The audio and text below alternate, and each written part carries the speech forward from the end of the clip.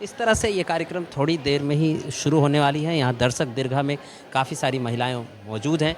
मैं अपने दूसरे छोर से दिखाना चाहूँगा कि यहाँ पर जो है public meeting on the RTI act, और अभी पहले छोर पे मैंने दिखाने की कोशिश की कि स्टेज पर क्या हो रहा है। लोगों के अंदर काफ़ी सारी एक्साइटमेंट है और आरटीआई के से संबंधित सवाल और जवाब का ये सेशन चलेगा। काफ़ी सारे जो है विद जो आएंगे अपनी बातों को बहुत ही बारीकी और संवेदनशीलता से इनके अंदर अवेयर करने का प्रबंध करेंगे। आप बने रहिए हमारे इस समीक्षात्मक प्रसारण। इस तरह से बहुत ही तगड़ा इंतज़ार, अब कुछ ही देर में एक्साइटमेंट ख़त्म होने वाली है।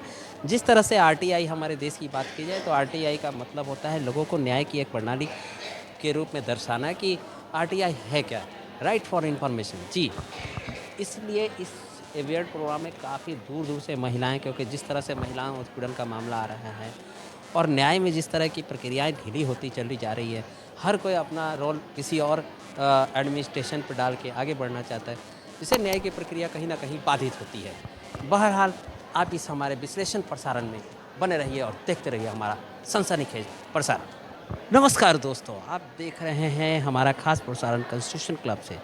आज जो बात करेंगे हम आरटीआई की बात करेंगे। आरटीआई में के बारे में हमारे दर्शकों को शायद जानकारी ना हो तो मैं उसके बारे में बताना चाहूँगा।